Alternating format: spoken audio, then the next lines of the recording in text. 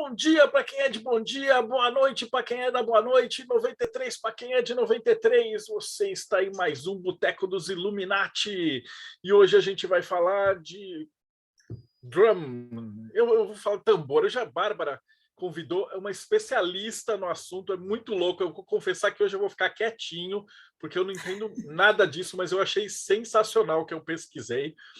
E a gente vai conversar com um especialista em vários assuntos envolvendo música, tambor, xamanismo, essas paradas todas.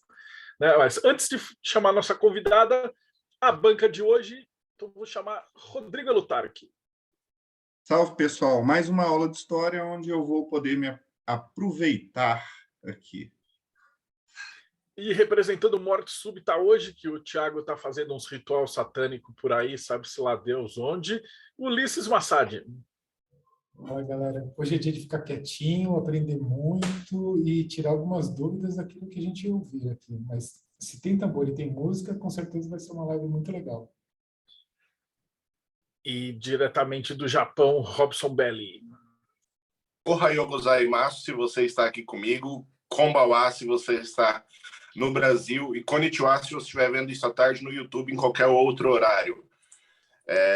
Hoje é um dia muito interessante, vamos saber um pouquinho mais. Eu acho que tem a ver com paganismo também, com música celta, esse tipo de coisa. Se não tiver, depois me corrijam. Mas gosto muito e, como os outros membros masculinos da banca, vamos tentar aprender um pouco com essas mulheres maravilhosas que fazem parte aí do nosso programa. E hoje, além da Bárbara, que está representando a Eclésia, a gente tem uma convidada também que vai fazer parte da banca, que é a Vanessa da Conexão Pagã. Ela já esteve aqui e, pelas regras do Projeto Mayhem, se você sobreviveu à entrevista, você tem o direito de sentar e encher o saco do próximo que vai vir, né? Seja bem-vinda, Vanessa. Obrigada pelo convite. Vai ser um prazer aqui falar sobre esse tema. Eu fico muito feliz, porque eu estou muito engajada no movimento feminino, então é muito bacana vocês trazerem também especialistas para falarem de tambores dentro desse movimento feminino. Estou super feliz em participar. E, finalizando a nossa banca, Bárbara Knox, da Eclésia Babylon. Oi, gente, 93. Então, hoje eu vou falar, eu trouxe uma convidada para falar de um tema que eu adoro e que eu descobri totalmente por acaso, né? Por causa da dança, eu dancei Fusion Belly Dance, né? O antigo Tribal Fusion durante 6 anos. E por conta disso, a gente tem contato com diversas músicas étnicas, ritmos diferentes. E nessas minhas pesquisas, eu acabei encontrando a Lane Redmond, que foi a grande pesquisadora da conexão entre o frame drum, que é um tipo específico de tambor, e o feminino, e a ritualística e o sacerdócio feminino. É um assunto extremamente interessante. Na época, não tinha ninguém aqui no Brasil fazendo esse trabalho, eu corri atrás de atender, fiquei super chateada e tal. E aí, algum tempo atrás, por acaso, eu encontrei Valentina, descobri que existe Valentina no mundo, maravilhosa, fazendo um trabalho incrível, e eu fiquei absolutamente encantada, foi aquele resgate daquela coisa que ficou lá atrás. E aí eu convidei, e ela prontamente aceitou e vai nos dar hoje uma aula maravilhosa. E Valentina é compositora, cantora, flautista, frame drummer e astróloga.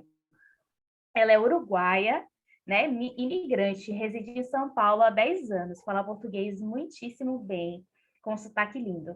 Seu trabalho está permeado pela ancestralidade das músicas tradicionais de diferentes partes do mundo. Lançou recentemente o novo álbum Uma Fresta no Silêncio, com músicas ritualísticas dedicadas à natureza. Professora de flauta, cantos ancestrais e frame drum. Ministra aulas e cursos em português, inglês e espanhol. Também oferece leituras de mapas astrais nas 3 línguas. Muito chique, gente. Valentina convida a mergulhar no tempo e no espaço e se sentir parte da história do universo. Seja muito bem-vinda, muito obrigada. Ai, muito obrigada a vocês pelo convite. Eu estou muito feliz de estar aqui com vocês, de poder trazer um pouco mais a história do frame drum e do seu vínculo com o feminino. Eu também sou apaixonada por esse assunto, Bárbara, e há alguns anos eu comecei a me dedicar mais ao tambor, né? Eu venho de uma trajetória mais longa com a flauta transversal e outras flautas tradicionais, e no momento eu senti assim meio que o chamado do tambor e foi um caminho de ida só. Geralmente é assim, quando a gente se aproxima dele, né? Mas é um caminho muito bonito e muito alegre, de muita companhia, de muita conexão com a natureza. Então, eu espero trazer um pouquinho disso para vocês hoje. Bom, eu vou compartilhar uns slides. Ah, peraí, não tão rápido, não tão Ainda rápido, não? que aqui você não Bom. sabia. A primeira pergunta, quem chega, precisa contar para a gente como é que você chegou até aqui. O que Sim. faz a pessoa assim, tava lá no Uruguai, indo na missa com o padre, né, com a hóstia e tal, e aí, de repente, tá fazendo astrologia, tambor, com essas coisas assim. Como que você chegou aqui? Qual que é a tua jornada? Olha, eu não sei onde começou, porque desde que eu nasci eu queria saber de música e das estrelas. E não tinha ninguém na minha família que se dedicasse a essas coisas, mas eu insisti muito e aí os meus pais foram aos poucos providenciando as ferramentas para eu me aproximar da música e da astronomia nesse momento. Bom, eu acho que foi um caminho que ele mesmo foi me mostrando por onde ir, né?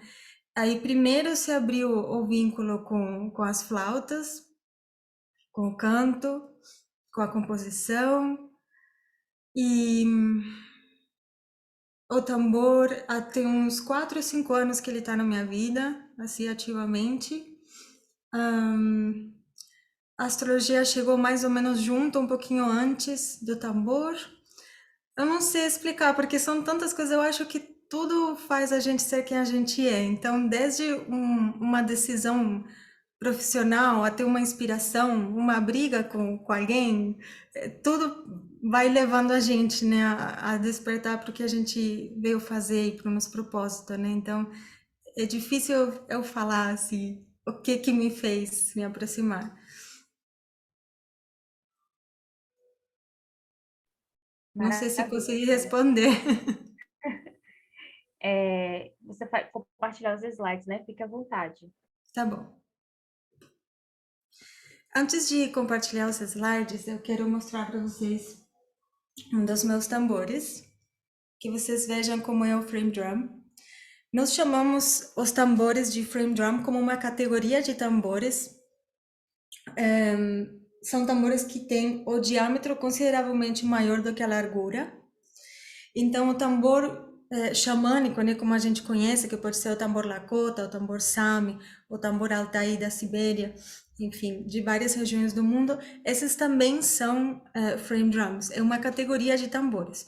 Só que por causa dessa divulgação que fez a Lane Redmond, a gente acabou chamando esse principalmente de frame drum, que esse aqui seria uma imitação de um bendir. Falo imitação porque ele tem pele sintética, e o bendir é tradicionalmente de couro, da região da Anatólia, Turquia. Mas ele tem muitos nomes, tar, enfim, dependendo do lugar, pode variar. Mas esse é o que nós chamamos hoje em dia de frame drum quando falamos desse nome, tá bom? Bem, em termos práticos, o que diferencia um frame drum do que a gente chama de tambor xamânico, que também entraria nessa categoria, é a grossura da pele e a projeção do som, né? O frame drum, ele tem um som mais reverberante, ele se expande, né? Ele vai criando um pedal, enquanto o tambor xamânico é mais a pulsação do centro do tambor, sim, que é um pouquinho mais abafada, com a pele um pouquinho mais grossa. Bem, só para situar vocês um pouquinho, agora vamos falar Também de onde vem. Valentina, a baqueta, é baqueta que chama? Sim, No baqueta. tambor xamânico, a pessoa toca com a baqueta, e frame drum não, né?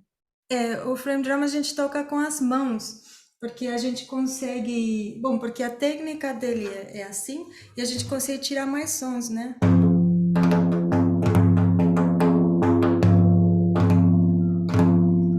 Você tem mais possibilidades para essa técnica, né? E pode tocar assim como eu toquei aqui para mostrar para vocês, ou pode apoiar também no corpo. Tem uma posição até de colocar o frame drum entre as pernas, mas normalmente são essas duas primeiras técnicas que a gente usa. Então não toca com baqueta porque é muito fina a pele, pode quebrar. Muito bem. É importante fazer essa ressalva. Então, se você está assistindo e quer comprar um frame drum, por favor, não toque ele de baqueta, não destrua seu instrumento. Isso mesmo, muito bem. Muito bem, vamos falar então das origens do frame drum, né? Onde que começa essa história? Bem, essa imagem aqui não é uma foto, é uma imagem recriada a partir de dados arqueológicos históricos. E eu deixei ela de propósito assim, sem nenhuma legenda, para vocês se conectarem com esse modo de vida, né? Esse lugar tem as casas uma do lado das outras e as pessoas entram pelos tetos nesses lugares, né? Não tem ruas ou espaços como a gente poderia pensar hoje em dia, circulavam pelos tetos. Então, era uma outra situação da civilização, era o começo, né? Então, aqui estamos falando do lugar onde temos o primeiro registro de um frame drum. Não vai ser o primeiro registro em relação a ter achado um tambor, porque um instrumento de couro e de madeira se biodegrada muito rápido. Então, não sobreviveram tambores tão antigos quanto o primeiro que possa ter sido inventado.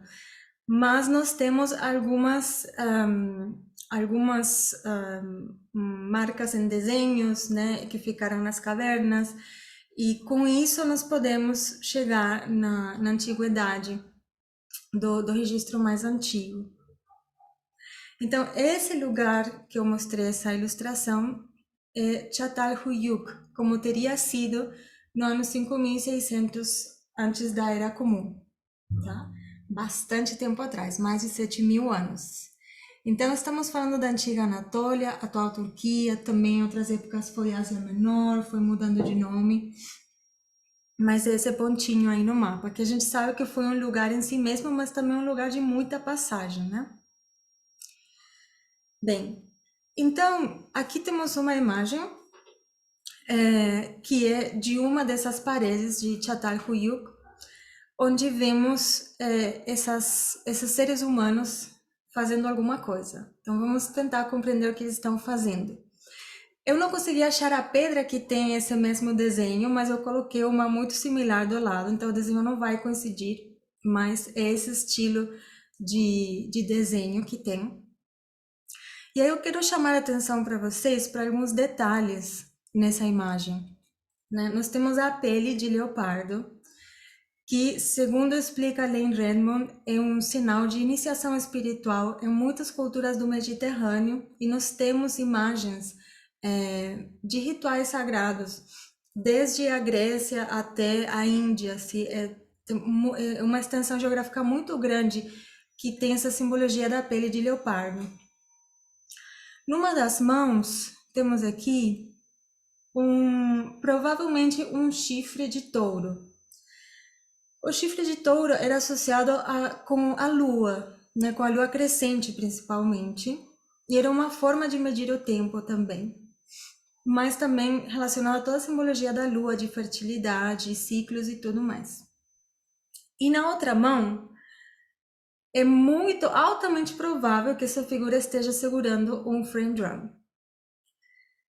E essa parte aqui mais reta, na verdade, é a perna do colega, que ficou aí coladinha no desenho, mas ele está segurando isso que, quase com total certeza, é um frame drum. Em termos de arqueologia, nunca pode se falar 100% uma coisa, né? Porque a gente está reconstruindo o passado com peças do quebra-cabeça. Mas é altamente provável que tenha sido. E esse é o registro mais antigo que nós temos do frame drum. Agora, eu trouxe uma reflexão aqui para vocês, que a flauta mais antiga que nós temos registro apareceu na Europa Central e data de 40.000 a 35.000 antes da Era Comum. A tecnologia para fazer uma flauta é muito mais complexa e avançada do que a tecnologia para fazer um tambor. Então, não faria sentido que a flauta fosse tanto mais antiga que o tambor. Então, provavelmente o tambor tem 35.000 anos, pelo menos. Eu imagino que muito mais, por causa da diferença na construção do instrumento. Sim? Agora, como que as pessoas tiveram essa ideia de fazer um tambor, né? Que surgiu em tantas culturas ao mesmo tempo, né? Um pouquinho depois na história a gente começa a ver ele aparecendo assim, pipocando pelo planeta.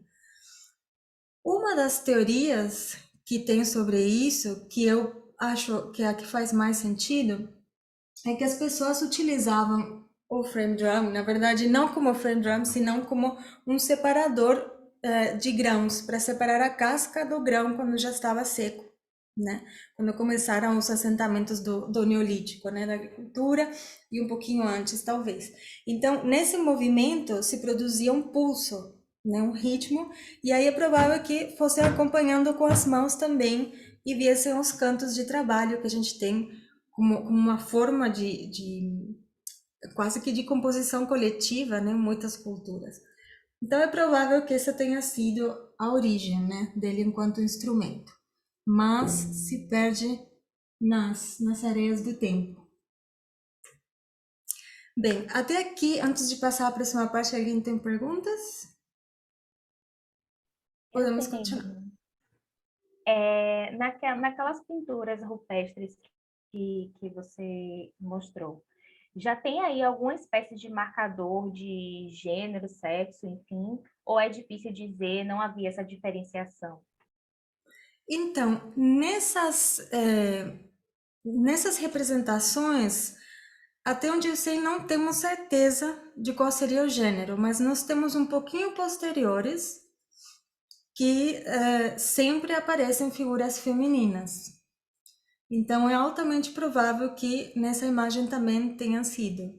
Mas eu não tenho essa informação para te passar agora já. Bom? Certo. Mas eu vou procurar depois. Eu vou falar para vocês. É uma muito boa pergunta. Bem, então vamos agora entrar no assunto de hoje, que é o frame drum e o feminino. Para falar disso, eu vou utilizar muito dos textos desse livro, que é o livro justamente que a Lane Redmond nos deixou. Ela fez em 1997 a primeira edição com um projeto de financiação coletiva, e depois que ela faleceu teve uma segunda edição com essa outra capa aqui em 2018. Mas é um livro que é muito, muito interessante, muito rico em referências, tanto referências de tradição oral, quanto referências arqueológicas e científicas. Então, ela junta tudo e coloca cada referência no seu contexto, dando o espaço e a validade que os dois campos têm, né? Então, é muito, muito bonito. E um livro muito interessante não só para quem, enquanto mulher, quer entender a história da mulher no mundo, senão também para quem se vincula com a ancestralidade da humanidade, porque tem muitas referências aqui muito importantes. Bem, então antes de eu falar sobre esses textos, eu quero passar algumas imagens para vocês. Aí tem eu tocando também, de diferentes épocas, diferentes lugares, para que vocês percebam o que acontece quando vocês veem uma mulher tocando frame drum. Essas imagens parecem ter muito mais em comum do que diferenças, né?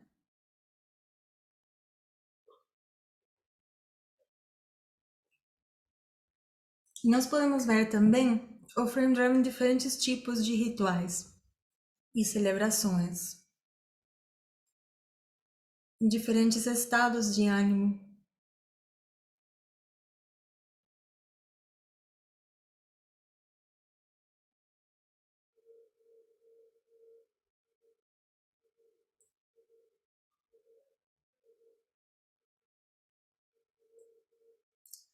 Muito bem.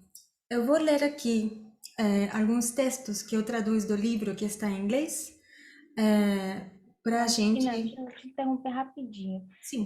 que eu acho importante. Você poderia falar um pouquinho, antes de você entrar nas citações, no próprio trabalho da Lane Redmond, por que ela foi tão importante? Explicar assim um pouquinho o que ela fez que marcou tanto esses estudos do feminino. Perfeito. Eu vou deixar aqui o livro enquanto eu falo. Bem, a Lane Redmond é uma pessoa que, quando era criança, ela viu uma mulher tocando bateria. E ela falou para a mãe que queria aprender a tocar.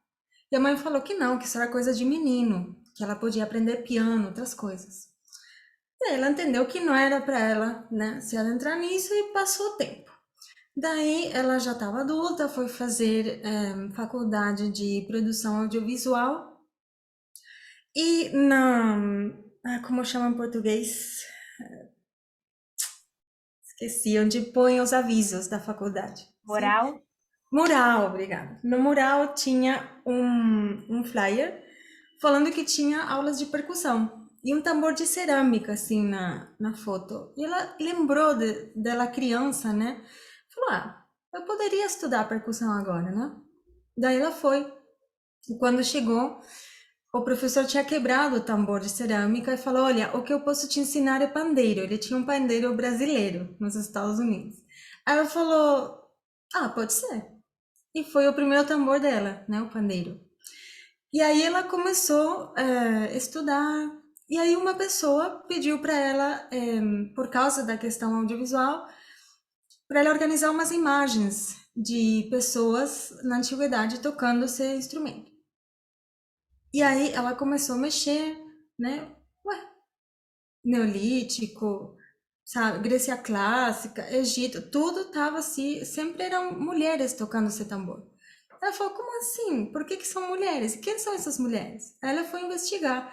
E aí ela achou muita informação e ela começou se movimentar para achar referências e pesquisar e tudo mais. E ela chegou a juntar muita informação de muitas culturas que ancestralmente, até o começo do patriarcado, sempre cultuavam, né, através de uma forma feminina o tambor. E aí ela foi estudar isso e ela descobriu que aquilo era muito importante e as pessoas meio que não sabiam. Então ela começou a tentar divulgar isso. E isso começou a crescer assim muito, muito rápido.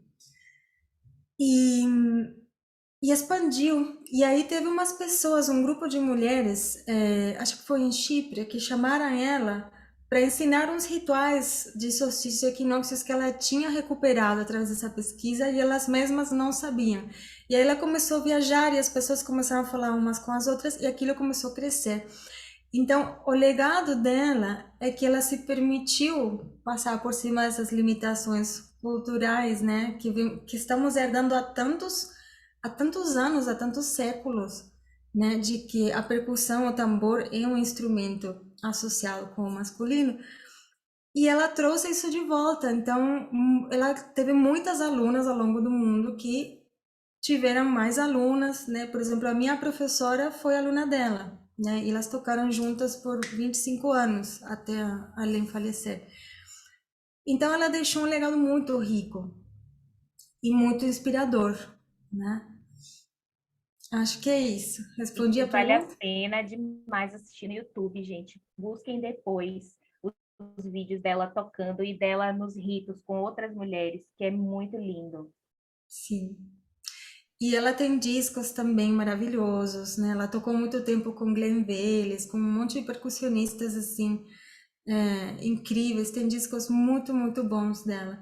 Eu particularmente amo o disco Invocando Afrodita. Então, é o que eu vou recomendar para começar. Muito bem. Então, vamos falar um pouquinho do... desculpa, Ulisses, você tinha uma pergunta.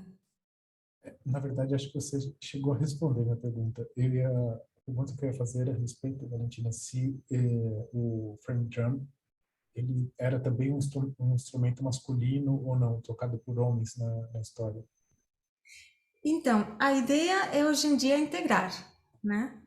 A ideia é que ninguém fica do lado de fora, porque o tambor é uma ferramenta, é uma tecnologia de cura e de conexão com a natureza e com a história da humanidade. Mas nós não temos registros antigos de homens tocando tambor, né? Eu realmente não tenho informação que a Bárbara perguntou sobre a pintura de Çatalhöyük, se eram mulheres ou homens, mas eu vou confirmar isso, tá? É altamente provável que sejam mulheres também, porque nós cultuávamos a força do universo como uma força feminina, como se fosse a grande mãe, né? Então essas culturas eram matricêntricas, né?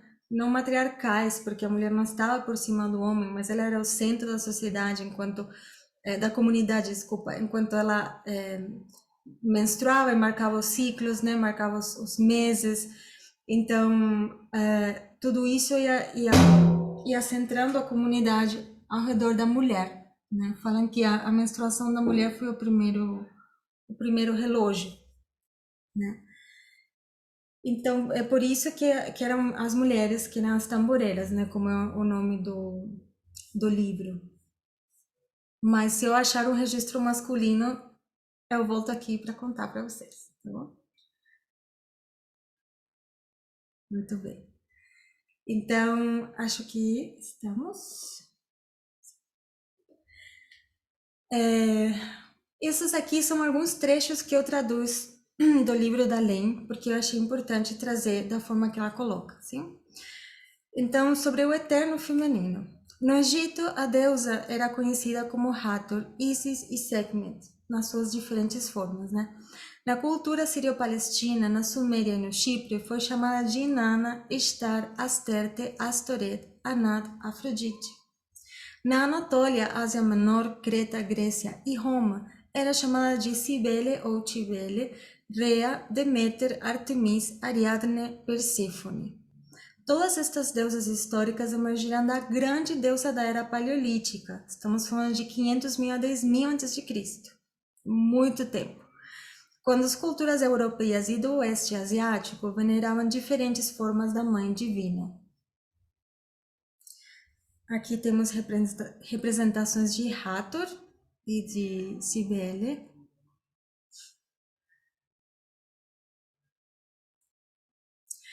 Essa mãe divina não deve ser imaginada como equivalente feminino do Deus judeu-cristão. Ela é mais fluida, capaz de assumir muitas formas. Ela é um poderoso símbolo mitológico que se comunica com o elemento básico da consciência humana. Como arquétipo do eterno feminino, ela transmite simultaneamente muitas camadas de significado, alguns aparentemente contraditórios. Indo além dos limites do intelecto, frequentemente inacessíveis para o pensamento consciente, estas imagens multidimensionais chegam no coração da consciência. Elas vibram dentro da nossa psique, oscilando entre vários níveis de significado. Elas são uma fonte inconsciente de pensamentos e emoções. Então, é por isso que eu trouxe essas imagens no começo, de várias mulheres tocando, porque a gente vai se conectando com esse arquétipo que por muitos milênios a gente esteve em contato, né? Isso está de alguma forma no nosso inconsciente coletivo. Aqui temos a Ariadne, na Grécia.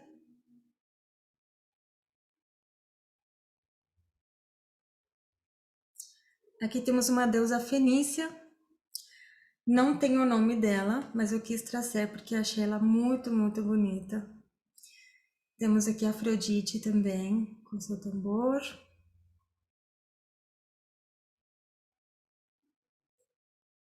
Bem, aqui vamos falar da simbologia da lua e a sua relação com o ritmo.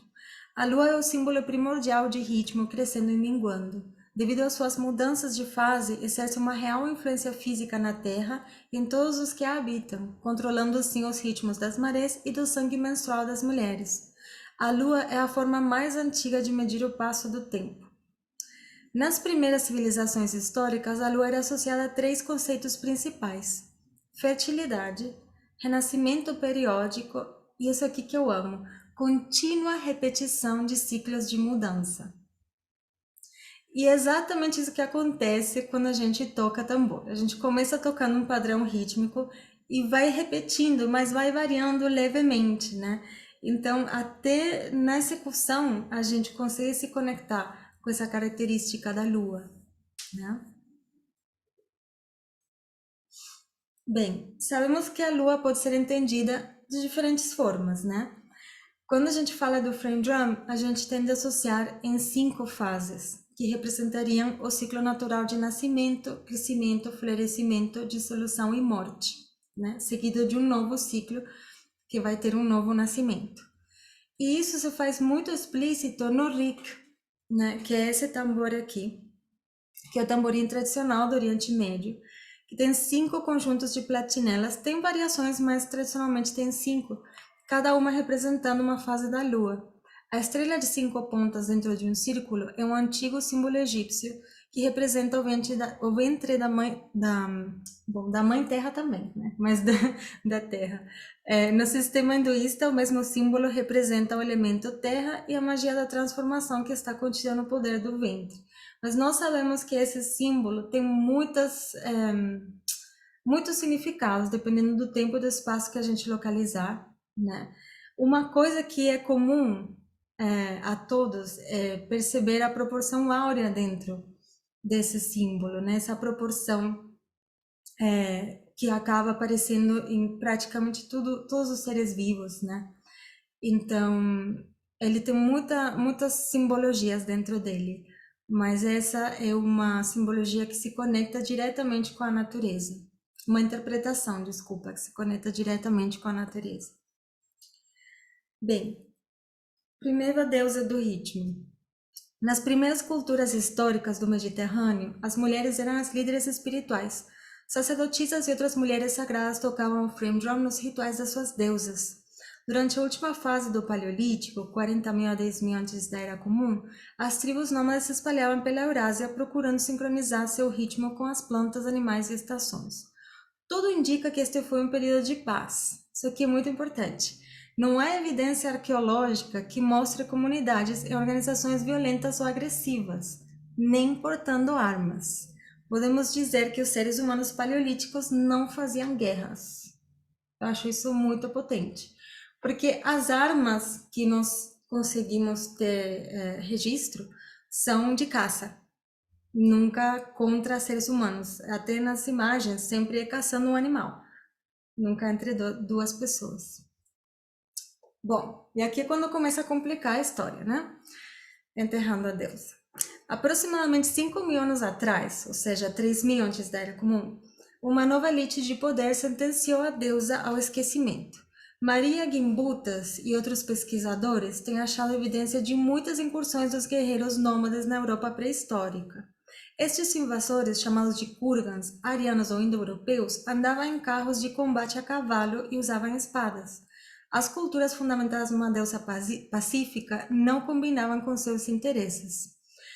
Essa palavra kurgans é muito usada por Maria Gimbutas, né?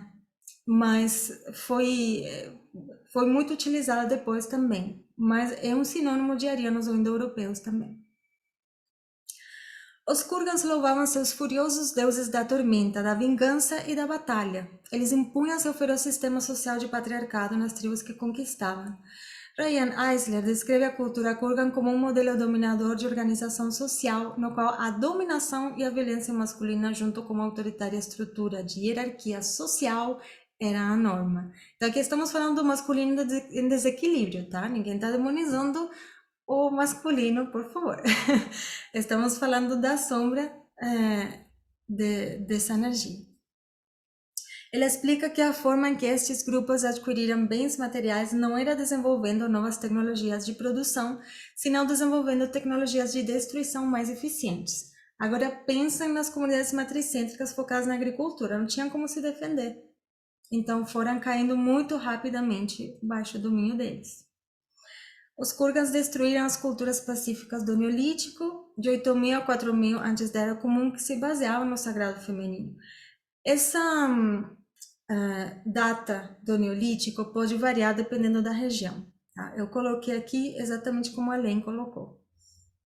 Mitologias lotadas de histórias de deusas estupradas por homens mortais e de casamentos forçados de deusas indígenas com novos deuses mostravam como a religião dos invasores patriarcais foi imposta sobre as antigas crenças.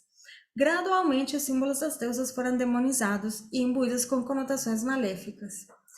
Aqui temos uma imagem de Star, que passou também por essa transformação. Podemos citar Inanna, podemos citar Lilith, muitas formas da deusa, né, que foram demonizadas ou colocadas como demônios sexuais ou de diferentes formas que era considerado, né, contra o interesse deles.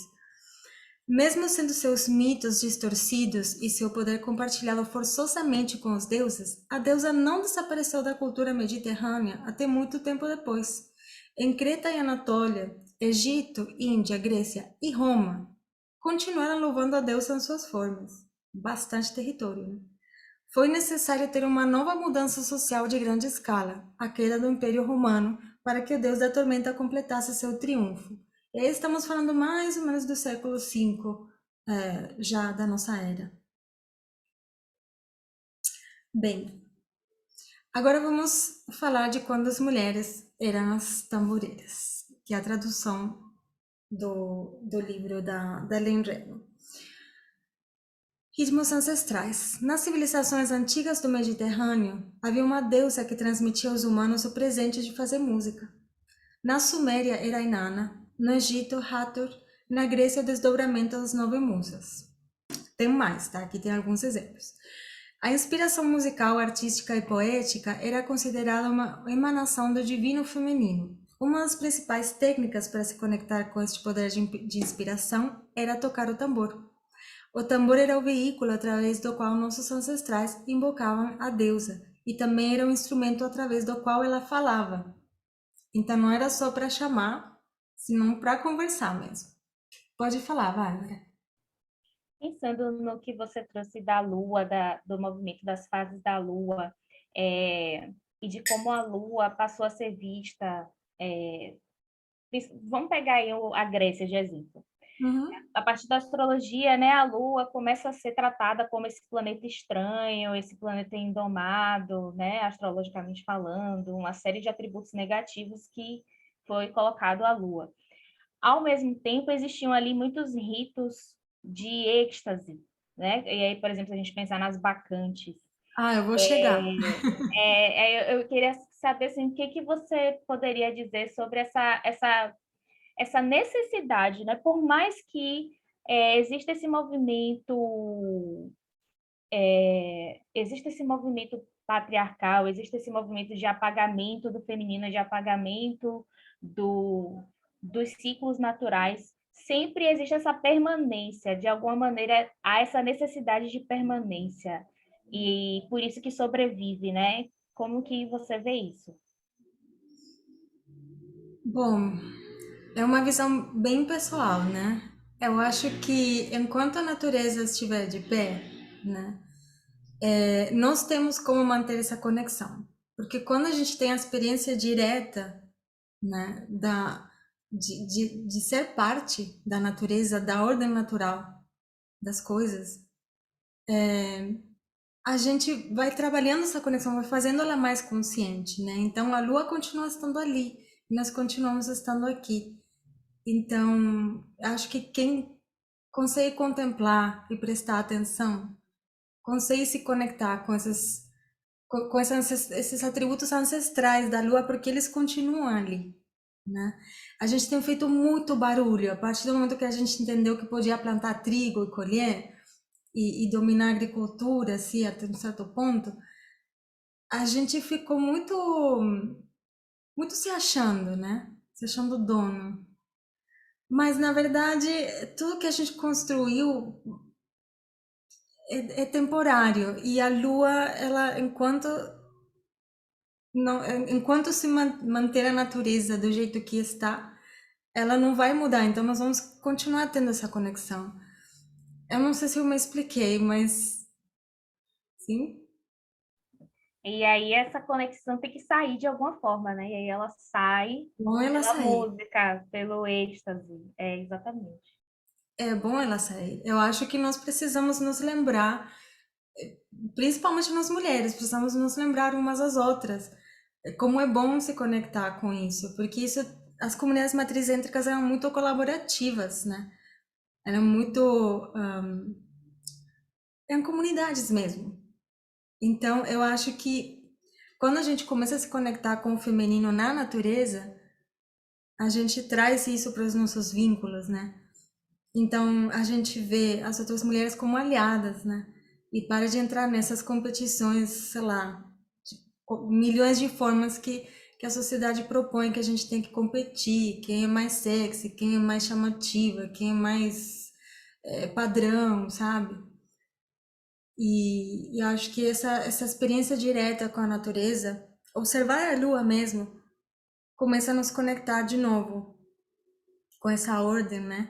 E começa a equilibrar não só o feminino, também o masculino dentro de nós, né? Porque nós Era isso também que eu ia temos o dizer, que masculino desequilibrado. quando a gente se desconecta completamente da lua e das emoções, dos instintos, do selvagem, isso vai sair de uma maneira ou de outra. Então, se não sair por essa escolha ativa nossa do bem, de observar a si mesmo, de se conectar a essa energia, de buscar trazer isso de uma maneira saudável, produtiva, isso vai sair de outra maneira. E aí a gente vê essa série de doenças que existem na nossa sociedade, essa série de comportamentos obsessivos que são muito fato dessa desconexão mesmo, né? Sim, sim. Bom, se alguém aqui estiver querendo soltar, a mulher selvagem que habita pode vir para o tambor, que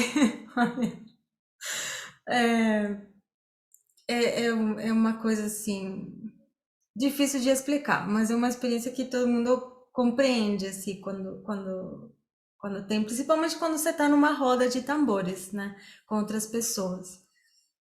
É uma sensação assim de, meu, por que que a gente não faz isso? Mas por que que não se ensina na escola a fazer música juntos em círculo, sabe? Equilibra muitas coisas. É muito emocionante, né? Muito emocionante. Bem, vamos continuar então? Bem, a sacerdotisa tocava tambor e era intermediária entre o mundo divino e o mundo humano. Se alinhando com os ritmos sagrados, trabalhava como invocadora e transmutadora, chamando energia divina e transmitindo-a à comunidade. O tambor foi o primeiro instrumento para induzir o transe em rituais de passagem. Os iniciados que se conectavam nos seus padrões rítmicos podiam transcender o estado normal de consciência. Em todo o Mediterrâneo, o bater do tambor guiava a passagem dos mortais ao mundo além e se creia que acelerava o processo de renascimento. Quando a gente fala do Mediterrâneo, fala de todo, da costa do norte da África também. Sim? A poderosa batida do tambor afastava os espíritos maléficos que espalhavam confusão e doenças e criava um espaço de purificação onde a saúde e o bem-estar podiam florescer. Acredita-se que as batidas dos tambores foram a primeira forma de comunicação a longa distância. Padrões rítmicos que imitavam padrões da fala formavam mensagens complexas e eram usados nas comunidades, inclusive para comunicar uma vila com outra. E sobre essa primeira frase aqui, gente, se vocês estão discutindo com alguém e os dois tocam tambor, peguem os tambores e depois batam um papo. Se primeiro o tambor, soltem e depois, porque, nossa, faz uma catarse assim, que esfria muito a cabeça. Bem, agora vamos falar de algumas dessas sacerdotisas, de algumas dessas figuras femininas que aparecem tocando o tambor, já um pouco mais para cá na história, né? Mas ainda com bastante tempo que nos separa, né? Então vamos falar das Mênades, ou as bacantes, né? Que a Bárbara já tinha comentado, que é um assunto que eu amo. Eram as sacerdotisas de Dionísio e Cibele, associadas pelos historiadores com o desenfreio e a selvageria. A palavra Mênade significa mulher louca, e essa raiz, né, que tem a ver com mad também em inglês, né, sempre é associada, né, à loucura, mas vem delas. Seu erótico desejo de se unir a Dionísio encontrava sua expressão nas danças de pés descalços ao ritmo das flautas e tambores com seu cabelo solto ao vento e serpentes enroscadas nos braços. Aqui temos um vaso das Mênades com Dionísio. Aqui vocês podem ver o tambor também. Aqui temos uma representação que eu gosto muito, bem mais moderna, né? Vocês veem a pele aqui, colocaram uma pele de tigre, mas de novo temos a pele do felino, né? Representando essa iniciação. Que esse é o nome dessa pintura. Eu não consegui achar até hoje quem pintou esse quadro. Eu tenho virado a internet. Então, se alguém sabe o nome, me fale, mas esse é o nome do quadro. Eu não consegui achar. E eu trouxe porque temos aqui também o frame drum. Muito bem. Segundo alguns pesquisadores, bebiam sangue ou vinho representando sangue e rasgavam bestas. Seu comportamento em transe incomodava os não iniciados, mas sendo examinado dentro do contexto do mistério e das tradições de onde elas vinham, isso pode ser compreendido de outras formas. As Mênades dançavam com peles de leopardo, enquanto Dionísio era frequentemente representado montando o animal. Bem, aqui temos o after party.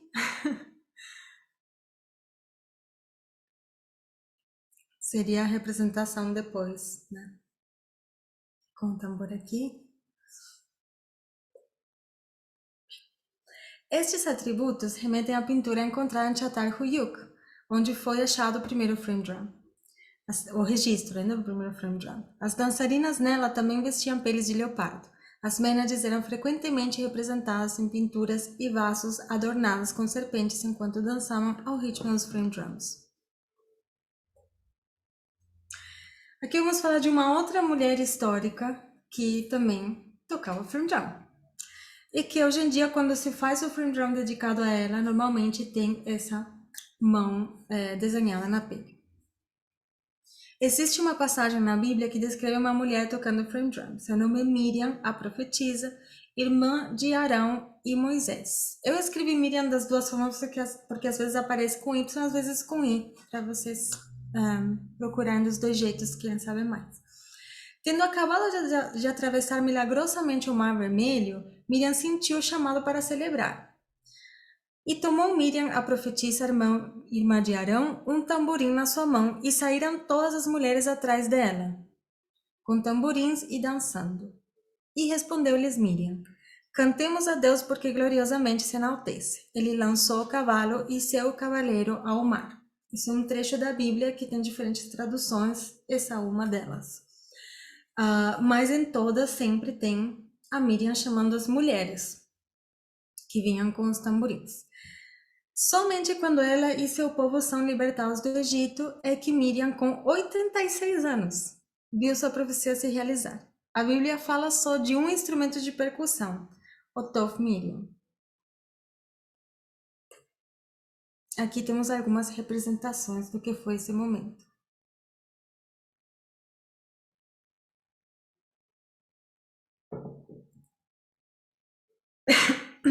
Muito bem. Agora voltamos para a Grécia para falar das melissas. As abelhas têm uma antiga reputação como portadoras de ordem. As suas colmeias serviam como modelo para organizar templos em muitas culturas do Mediterrâneo, como o templo de Afrodite em Elis, na Sicília. Sacerdotisas dos templos de Cibele na Ásia Menor, Grécia e Roma eram chamadas de Melissae ou Melissae, as palavras em grego e latim antigo para abelhas. Débora era um nome em hebraico antigo para estas sacerdotisas, geralmente também profetisas. Acho interessante que até hoje são nomes comuns, né? Quando eu encontro uma delas, eu sempre falo: você sabe que você é uma sacerdotisa das abelhas? No hino homérico a Hermes, as melissas eram inspiradas a falar a verdade através da ingestão de mel. Essas tradições fizeram do ônfalos um lugar sagrado, onde o poder do oráculo era associado ao zumbido das abelhas e ao som da vibração da vida. Aqui temos o ônfalos em Delphi e umas representações das melissas. Em alguns lugares do mundo se coloca até hoje umas cordinhas aqui dentro que podem ser, antigamente eram de intestino de animal, mas pode ser de outros materiais. Hoje em dia tem muitas de metal, que você coloca umas 2 ou 3 do lado de dentro e aí o tambor acaba fazendo um sonido de zunido, assim, zzz, zzz, né? Que a princípio é para tocar para as abelhas, né? Para se conectar com essa ordem, né? Que elas propõem. Bem, e aqui já fechando, quis trazer isso aqui também, sobre o pulso da vida. É amplamente dito que o primeiro som que ouvimos é o bater do coração da nossa mãe. Na verdade, o primeiro som com o qual vibramos logo depois de desenvolver o aparelho auditivo é o pulso da nossa mãe, através das suas veias e artérias. Nós vibramos por estar em contato com este ritmo primordial, mesmo antes de ter ouvidos para escutar. Antes de sermos concebidos, existimos em parte como um óvalo em um ovário da nossa mãe. E aqui eu trouxe uma frase, um trecho do livro que talvez vocês já tenham ouvido porque ele se fez muito popular, mas que eu acho ele muito maravilhoso. Todos os óvulos que uma mulher vai carregar na vida se formam nos seus ovários, enquanto ela é um feto de 4 meses no ventre da sua mãe. Isso significa que a nossa vida celular começa no ventre da nossa avó. Cada um de nós passa 5 meses no ventre da nossa avó, assim como ela, que também se formou no ventre da sua avó. Nós vibramos com os ritmos do sangue da nossa mãe antes dela nascer. E este pulso é o fio de sangue que percorre todo o caminho para trás, através das avós até a primeira mãe. Todos compartilhamos o sangue da primeira mãe. Nós somos verdadeiramente filhos do mesmo e único sangue. Acho isso muito potente. E é sobre essa pulsação que a gente se conecta com o tambor, né? É através disso que a gente começou a sentir quando nem conseguia ouvir, mas a gente já estava vibrando. E o tambor traz isso. O tambor traz esse abraço de toda a linha de mulheres para trás. Muito bem. Com isso, eu terminei a minha apresentação. Essas aqui são as minhas redes sociais, sempre eu apareço com o meu nome. Se vocês tiverem qualquer pergunta, podem fazer, se eu puder responder. Valentina, eu vou pedir para você falar como é que a gente te acha, porque isso aí também vai virar podcast, então tem gente que está só escutando a gente, né? Não assistindo. Então, como é que o pessoal te acha? Eu estou em todas as redes sociais com meu nome, Valentina Pécora, e geralmente com a flauta ou o tambor na mão. Então é fácil de me achar. O meu Instagram é @ValentinaPécora, tudo junto, sem pontos nem nada. No YouTube também eu tenho um canal que eu tenho muitas aulas de flauta. Eu estou começando a falar mais do tambor. E também está com meu nome, youtube.com/ValentinaPécora. Se vocês quiserem entrar em contato por e-mail comigo, vocês podem me escrever a valentinapécora@gmail.com. Sim? Eu dou aulas de frame drum, dou aulas de cantos tradicionais de diferentes partes do mundo, em diferentes línguas, no frame drum. Também dou aulas de flauta transversal, aulas de tin whistle, que é uma flauta tradicional irlandesa, aulas de flauta doce, e faço leituras de mapas astrais, porque eu não consigo estudar e fazer uma coisa só. Valentina, você acabou de lançar um álbum que fala sobre cantos ancestrais e ritualísticas dedicadas à natureza. Como que funciona isso? Como que a música se conecta com essas ritualísticas da natureza? E por que você decidiu fazer esse tipo de música? Explica um pouco para a gente e aproveita e fala também do álbum. Tá. Eu vou ter que falar primeiro de como esse álbum nasceu, que é um processo assim bem pessoal. Eu sempre fiz música desde criança, por vontade própria mesmo. E eu fiz faculdade, enfim, andei por aí, estudando música erudita, música popular, para cá e para lá. Eu não achava que eu queria fazer aquilo, eu ia me angustiando com o passar dos anos.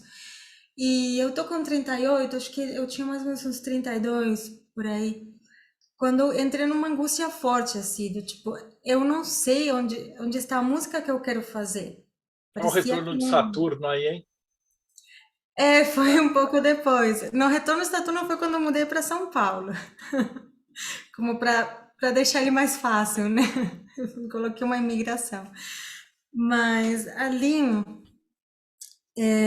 eu entrei num processo assim de muito não saber. E eu lutei muito com isso. Porque falei, não, eu tenho que fazer alguma coisa, né? Eu dava aulas de línguas nessa época para tentar me sustentar, não conseguia achar meu espaço na música. E eu já estava assim quase desistindo. E aí eu fiquei sozinha, que eu estava morando com mais pessoas, elas foram viajar. E eu fiquei em silêncio. E aí eu lembrei de uma música que eu tinha ouvido das nuvens, vindo das nuvens, a primeira vez que eu andei de avião, que foi aos meus 26 anos. E eu tinha ouvido aquela música vindo das nuvens e eu fiquei muito inspirada. E aí, quando eu cheguei de volta, eu gravei assim, bem rudimentar. E nesse período de angústia eu falei, ai, mas se eu não tivesse que fazer música, o que eu faria? Se eu não tivesse que fazer as coisas que eu faço com música, o que eu faria para mim? Sim. Aí eu lembrei dessa música. Eu falei, não, eu vou gravar ela. Vou ver o que acontece. E eu falei, nossa, é isso que eu quero fazer. Quando ficou pronto, eu falei, é isso. E essa é a segunda música do álbum, que chama Nubes de Outro Mundo. Eu tenho o nome em espanhol. Mas o álbum chama Uma Fresta no Silêncio, porque eu acessei esse lugar de me permitir fazer essas músicas que eu tive contemplando a natureza quando eu estive em silêncio. Eu falei, eu quero fazer isso e chamar isso de uma fresta no silêncio pelo que fez comigo e pelo que eu acho que pode fazer com as outras pessoas. Acho que pode abrir uma fresta no silêncio no dia da gente e essas músicas podem nos sintonizar com a natureza.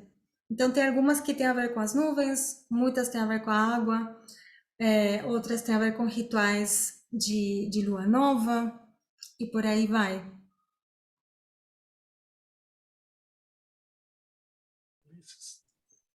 Tem uma pergunta, Valentina. Sim, Ulisses. Uhum. Isso.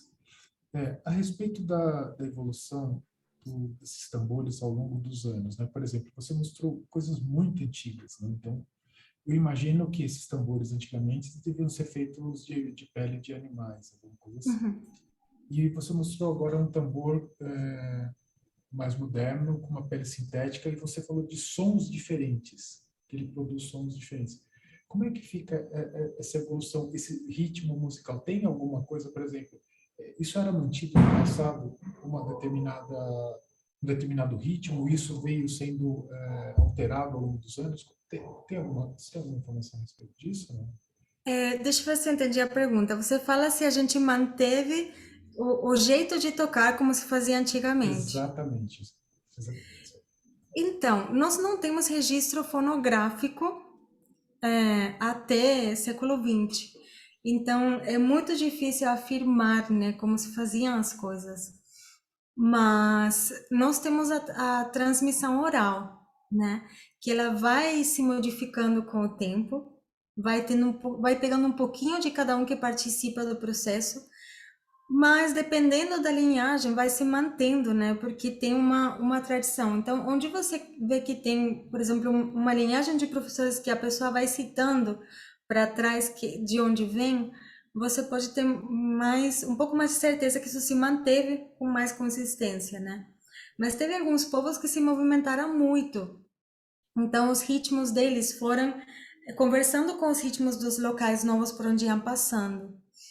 Então, é muito difícil a gente deter a informação, né? A música, assim como as línguas, são quase que organismos vivos, né? Eles começam a se modificar, e principalmente quando são de criação coletiva e anônima, né? Porque nós temos hoje em dia a cultura do autor versus a música tradicional, né? Como criação coletiva e anônima. Mas pela maior parte do tempo era isso aqui. Então, não era tão importante quem fazia o quê, senão que isso não se perdesse, né? Então, ia sendo transmitido. Não estou tendo respostas de sim ou não hoje. Não. Foi ótimo. Obrigado. Tá bom. Que bom, que ajudou. Mais alguma dúvida? A Vanessa. Vanessa? Eu não estou vendo as mãozinhas, por quê? Aí, Vanessa. Ai, você tá com tambor. Eu tô com um Lakota aqui, ó. Esse aqui tem uns 20 e poucos anos. Esse aqui eu fiz numa vivência e é uma conexão muito, muito interessante, né? Ouvindo tudo que você falou. Você falou da mulher selvagem, né? Que a gente fala muito, né, disso, sobre a mulher selvagem nos movimentos femininos. E eu queria saber, assim, da tua experiência, porque, assim, a gente trabalha o tambor como um instrumento de cura mesmo, né? Quando a gente faz a pulsação e tal. Como que é na sua experiência porque a gente está num movimento hoje, um movimento mundial de resgate do feminino, de cura do feminino, de cura do masculino. Como que é na sua experiência? Como que você trabalha? Você trabalhou ou ainda trabalha a cura da sua ancestralidade, a cura da sua ciclicidade? Como é que é essa tua experiência direto assim com o tambor? Olha, eu acho que todo círculo pode ser um portal, né? E o tambor ele tem esse círculo, né? Então, para mim, quando eu toco o tambor, é como se ele trabalhasse tudo ao mesmo tempo. Porque eu começo a tocar, ele começa aos pouquinhos, né? Produzir um esvaziamento. Então, a primeira coisa é que silencia a mente, que é uma delícia, né? Porque o negócio não para. Então, primeiro esse silenciamento e depois começa a vir as coisas. Então, às vezes, ele é como se fosse uma coisa espontânea, assim, que vem alguma lembrança, às vezes até de outras vidas, ou dessa, mas que vai ter um propósito de cura para alguma coisa que ou eu não tinha percebido, né? Ou não estava ainda na hora de eu lembrar disso, mas quando vem assim, parece que já vem para ser integrado. Então, eu acho que o tambor ele vai me mostrando o caminho, sai mais dele a proposta do que de mim em relação a essa cura. Mas eu sei que quanto mais eu toco, melhor eu fico, mais temperada, mais tranquila, mais alinhada com o meu propósito, sabe? E eu desconto nele a alegria, a raiva, a dor, a tristeza, o êxtase, tudo. Tudo vai pro tambor. Então, ele tem uma conexão, assim, energética enquanto forma, né, de algo que está no mundo, que já está muito, assim... Tanto que esse tambor eu não gosto de emprestar para outras pessoas. Os Eu outros sei sim, mas como é é. que eu mais toco. Então é quase uma coisa, como se fosse uma pedra, né, que você tem uma relação. Você tem uma relação íntima com ele, né? Você acaba criando essa relação muito íntima com ele. Sim, sim. Legal. E acho que ele vai ensinando, ele vai mostrando o caminho. Ele vai É um abrindo instrumento espaços, mágico, assim. né? É um instrumento É, mágico, é. porque ele traz transformação, né? E nele nós podemos trabalhar os 4 elementos, né? Eu não Sim. entrei nessa parte aqui. O que Uhum. eu apresentei hoje foi parte do workshop que eu faço de introdução, que é de 2 horas. Aí eu peguei só uma partezinha, mas eu vou falar aqui brevemente. Nós temos aqui o som mais grave, que é o Dum. Aqui é o som do fogo, que é o Tak, que é o mais agudo. O Ka, que é o som da terra. E o brush, que ficou no meu inglês, que é alisar, que é o som do ar. Se ele tivesse platinelas, o som do ar é o som das platinelas, né? Como essa daqui. Né?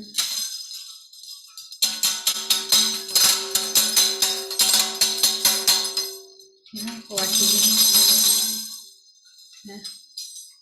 Então, também temos essa possibilidade de trabalhar em nós mesmos através dos elementos nele, né? Então, para mim, por exemplo, isso é uma coisa muito importante, porque me ajuda muito a direcionar por aí. Beleza? Tem mais? Assim, adorei demais da conta, porque eu adoro história. Então, assim, a história assim, clareou muitas coisas que na faculdade a gente nem vê. Ter esse viés assim é maravilhoso para você ver o quanto outros coloridos da história. Mas a Tati Naila, ela está com 2 perguntas aqui. A primeira é alguma dica para comprar um primeiro frame drum? E a segunda, toca um cadinho para a gente. Sim, eu vou tocar. Sobre o primeiro frame drum, eu tenho um vídeo no meu canal que eu explico tudo em muito detalhe, mas resumidamente eu vou recomendar para você um tambor como esse de 16 polegadas de diâmetro, tá? Se você pegar um menor, você vai ter um pouco de dificuldade de diferenciar os toques, sendo iniciante. E se pegar um muito grande, pode ficar pesado para a mão que vai sustentar, ou mesmo na posição sentado, pode cansar um pouco essa mão de ficar muito alta e perder circulação.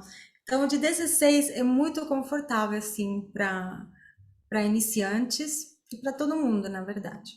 Mas se você quiser um pouquinho mais grave, você gosta do som mais... Você pode pegar um de 18, 20 no máximo, mas como primeiro tambor, melhor 16. E cuidado que a pele seja bem fininha, tá? Para ter o som do frame drum, isso aqui tem que ser muito fino. Não pode ser a pele do xamânico. Agora, se você tem um xamânico, como é o caso da Vanessa, e você quer começar a treinar, você pode começar a treinar no xamânico, tá? Não vai ter o mesmo som, a mesma ressonância, mas você consegue ir treinando a técnica até você ter seu frame drum. E aqui no Brasil tem alguns luthiers que fazem, tá? É bastante caro trazer de fora, mas é possível também. Enfim, eu explico mais os detalhes lá no meu canal, você pode dar uma olhada no vídeo, tá bom? Maravilha. Lembrando que o canal, tá, para quem está no YouTube, está aqui embaixo na descrição do vídeo. E tocar um pouco, né? Seria um Sim. crime você sair daqui sem tocar. Muito bem, eu vou tocar um pouquinho. Não só o frame, mas a flauta também, se for possível. Que eu vi um vídeo Tá bom. seu Seu no Ulisses é YouTube e é mopidão, lindo. cara. Então, eu vou fazer assim, eu vou tocar flauta, daí dentro da mesma música eu pego o tambor e eu canto. Então eu vou fazer uma música turca, considerada tradicional, mas ela na verdade tem autor, tá? É uma música que chama Bir Demet Yasemen, quer dizer um ramo de jasmim, e fala da saudade, a saudade de um amor que se foi.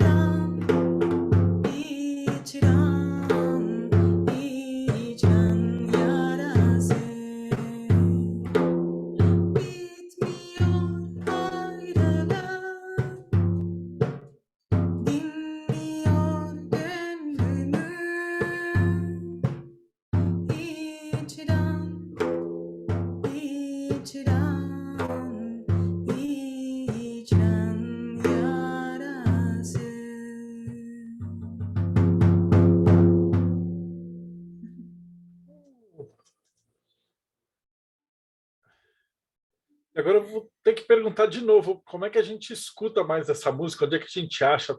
Tem no Spotify? Você tem para comprar? Porque a gente já perguntou lá atrás, mas aí a gente devia ter esperado você tocar primeiro para fazer propaganda de novo. A gente faz tudo errado aqui. Não se Ah, preocupa, não. tranquilo, tranquilo. Bom, essa música eu não tenho ela gravada, mas eu tenho meu disco em todas as plataformas de streaming. Vocês me acham pelo meu nome, Valentina Pécora, ou pelo nome do disco, Uma Fresta no Silêncio, tá? Ele está no Spotify, no Deezer, no YouTube Music, em todas as plataformas, facinho de achar, tá? Uma coisa que eu não falei do disco, que eu gostaria de comentar, é que eu gravei ele, eu compus e arranjei, gravei todos os instrumentos, e todos são flautas, tambores e vozes. Então, o disco, vocês vão perceber que ele não tem um lugar que você fala, esse é dessa região. Isso é desse momento histórico. Ele tem essa abertura, né? Que está muito inspirado na natureza, na proporção áurea, em questões da geometria sagrada também, né? Que eu me vinculo muito. Então, vocês vão ver que eu acho assim, muito direto se conectar com ele e com a ancestralidade por conta disso, né? Eu achei maravilhoso. Já estou aqui já colocando no Spotify para escutar. Ótimo. Nossa, Valentina, nem tenho como te agradecer. Foi maravilhoso. Assim, a gente o Ulisses depois vai falar um pouquinho que a gente assim, adora quando o convidado brilha o olhinho quando fala. Assim. Hoje foi uma noite maravilhosa, né? Eu vou começar a despedida aqui. Rodrigo Lutarque, suas considerações finais.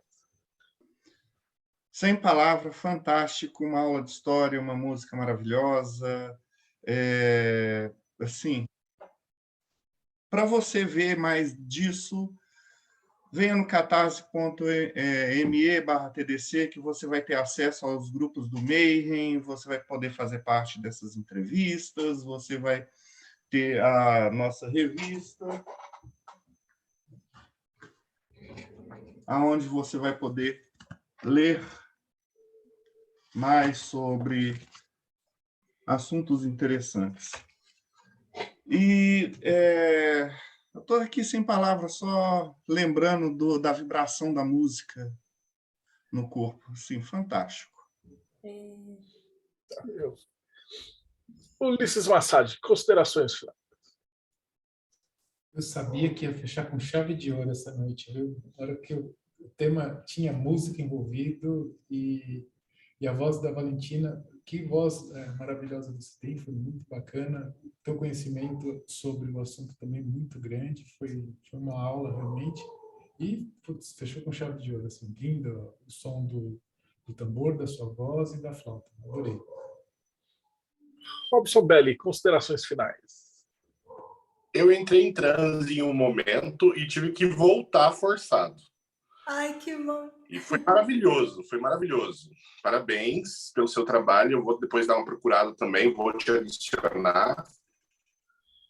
Foi sensacional. Assim, seu conhecimento, sua palestra e também sua música é muito boa. Meus parabéns. Muito obrigada. Se vocês quiserem conhecer um pouquinho mais do nosso trabalho com Magia Enoquiana, acesse enoquiano.com.br. Nós temos um grupo de Magia Enoquiana e quem quiser conhecer um pouco mais está convidado. Entrem lá, conversem conosco. Somos abertos, receptivos. E é isso aí, pessoal. Muito obrigado. Sensacional. Está alto demais o nível dessas palestras ultimamente. Meu Deus do céu. Vanessa, da Conexão Pagã, suas considerações finais. Bom, obrigada primeiro pelo convite. Obrigada a todos vocês do Mayhem. E, Valentina, parabéns. Incrível, a canção maravilhosa. Parabéns, eu fiquei muito emocionada. A gente que tem um tamborzinho aqui em casa, a gente sente isso, né? Na hora que a gente toca. E muito obrigada por trazer todas as informações, principalmente das deusas antigas. Esse resgate que você faz é muito importante. Parabéns, muito obrigada. Tem que chamar ela para ir lá no Conexão Pagã também. Sim. Você acha que já não pensei nisso? E o que Eu não conheço, mas Pagã, eu aceito convites. E falar com o André ainda sobre tambor vai ser perfeito. Aí, ó. E o que é Conexão Pagã? O Conexão Pagã é um canal onde eu e o André Correia a gente fala sobre vários assuntos, não só do paganismo, né? A gente criou esse nome, mas a gente fala sobre práticas de bruxaria, magia, enfim, a gente sempre traz convidados e acho que a Valentina vai ser uma ótima convidada para nós lá. Olha, eu já gostei muito. Bárbara Knox. Ai, gente, eu estou muito feliz. É aquela sensação ótima, né? Encerrando um grande dia. Hoje eu fiz rito presencial, agora eu recebi Valentina, terminamos com música, mas eu acho muito especial por dois motivos. Primeiro, quando eu me apresentei aqui no MEI, eu falei, né, que a minha jornada espiritual é como se Telema fosse a linha que uniu os retalhinhos que eram aleatórios na minha vida, e hoje é mais uma prova, né? O frame drum que lá atrás apareceu e que agora reaparece tendo um lugar e fazendo um sentido muito mais intenso, tanto pela conexão que existem das diversas deusas que foram mencionadas aqui com Babylon, e isso está muito claro em diversos escritos do Crowley, tanto porque quando a gente para pensar em feminino, dentro do caminho ocultista, muitas vezes isso é muito difícil, muito seco, a gente não acessa e a gente não tem referências. Então, quando a gente traz uma personagem como Miriam, e eu recomendo que vocês pesquisem, que vocês leiam o trecho do Êxodo sobre ela, a gente descobre que, se a gente cavar fundo o suficiente, mesmo dentro dessa cultura judaico-cristã mais fechada, a gente vai encontrar, sim, essas referências do feminino, porque o feminino nunca foi apagado de verdade, né? E eu acho que hoje a missão é a gente desvelar essas camadas e camadas que foram colocadas em cima dele. Então, hoje foi mais uma oportunidade que a gente teve de tirar mais um véuzinho e enxergar um pouquinho melhor. E, assim, muito obrigada, Valentina, esse trabalho é incrível. Quando eu vi o seu perfil, eu fiquei enlouquecida. Eu falei assim, meu Deus, tem uma pessoa fazendo isso no Brasil, não acredito. Então, assim, eu estou muito feliz mesmo. Muito obrigada. E enfim, finalmente, a Eclésia Babylon é uma instituição religiosa gnóstico-telêmica, cuja figura central de culto é Babylon. Babylon tem tudo a ver com tudo que foi dito aqui hoje, principalmente dentro do trabalho da Eclésia, que é um trabalho muito mais lunar, venusiano, de Bhakti, que entende essa deusa original Shakti também. Então, se vocês têm interesse nesse tipo de vivência, na vivência telêmica religiosa e em grupo, procurem a gente no 4gsanctuary.com ou pode falar comigo direto no meu Instagram, Vesta.nox. Eu posso acrescentar um detalhe antes de nos despedir? Claro. Agora é a sua vez de considerações finais. Bom. Antes de fazer as considerações de hoje, eu queria falar para aquelas pessoas que pensam, que se sentem chamadas ou inspiradas pelo frame drum e querem tocar, mas falam, mas aquela coisa, né? Eu não toco nem a campainha direito. Eu já ouvi muito. Mas eu não tenho ouvido, imagina que eu vou cantar e tocar. Gente, não tem essa. O próprio processo do tambor vai afinando a gente, vai trazendo esse ritmo. O importante é começar. Se você tem a empolgação, se você tem a vontade, começa. Não se deixa levar pelas vozes da cabeça que falam que você tá velho, que você não tem tempo, que, sabe? Todo mundo pode tocar. Eu, por muito tempo, achei que não podia, porque a primeira vez que eu vi uma mulher tocar, que depois foi minha professora, eu achava que era muito ruim para percussão. Até que um belo dia, eu estava num conjunto de música latino-americana e a pessoa me falou, você não tocaria o bombo legüero aqui? Eu falei, mas eu sou tão ruim para percussão. Aí ele falou, não, mas tenta. E eu tive a ideia, não sei, desceu assim para mim, de trocar as mãos. Porque eu sou destra, mas para percussão eu sou canhota.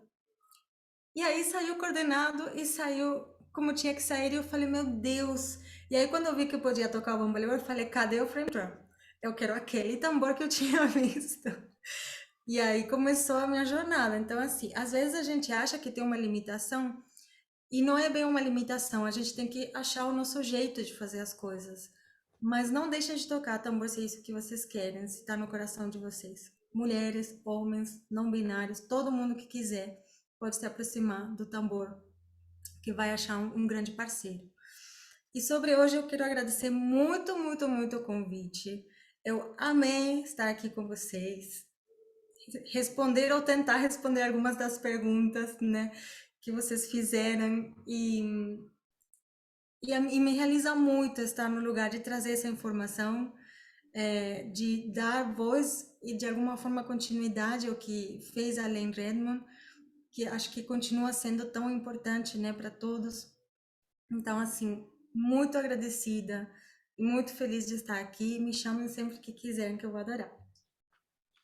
Maravilhoso, a gente ficou muito feliz. Então, obrigado, Bárbara, obrigado, Vanessa, Rodrigo, Ulisses, Robson, Valentina e vocês que acompanharam a gente até agora. Então, não esquece, dá like, segue o canal.